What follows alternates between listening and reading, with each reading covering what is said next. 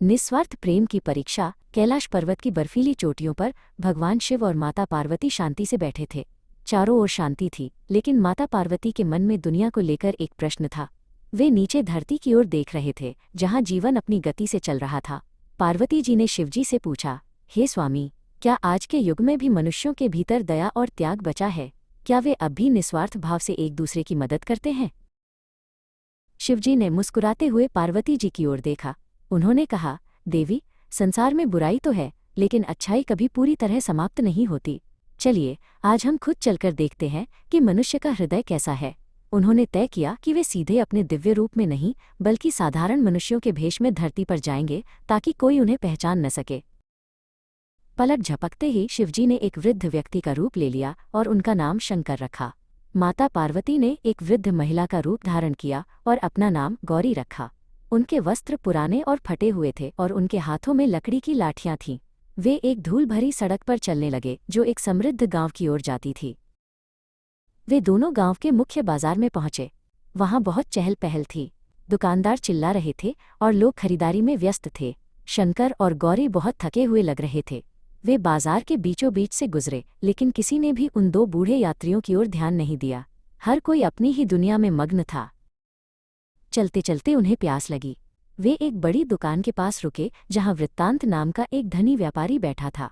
शंकर ने विनम्रता से पूछा, बेटा, हम बहुत दूर से आ रहे हैं, क्या थोड़ा पानी मिल सकता है? वृत्तांत ने उन्हें गुस्से से देखा और कहा, यहाँ से जाओ, मेरे पास भिखारियों के लिए समय नहीं है, मेरा कीमती समय बर्बाद मत करो। निराश होकर वे गांव के किनारे एक छोटी सी मिट्टी की झोपड़ी के पास पहुंचे। वहां अमला नाम की एक छोटी लड़की अपनी माँ की मदद कर रही थी। गौरी झोपड़ी के द्वार पर रुकी और अमला से कहा, बेटी, क्या हमें यहाँ थोड़ा विश्राम मिल सकता है? हम बहुत थक गए हैं। अमला ने तुरंत अपनी माँ को बुलाया और मुस्कुराते हुए उन्हें अंदर आने को कहा। अमला के घर में खाने को बहुत कम था, केवल 2 रोटियां और थोड़ा सा पानी। लेकिन उसने बिना सोचे अपनी रोटी का आधा हिस्सा शंकर को दे दिया। उसने कहा, बाबा, ये बहुत कम है, लेकिन कृपया इसे स्वीकार करें। शंकर ने रोटी का टुकड़ा लेते हुए अमला की आंखों में देखा, जहां सच्ची ममता और निस्वार्थ प्रेम झलक रहा था। जैसे ही शंकर और गौरी ने वो सादा भोजन ग्रहण किया, पूरी झोपड़ी एक दिव्य सुनहरी रोशनी से भर गई। अचानक वे वृद्ध यात्री गायब हो गए और उनके स्थान पर भगवान शिव और माता पार्वती अपने असली दिव्य स्वरूप में प्रकट हुए।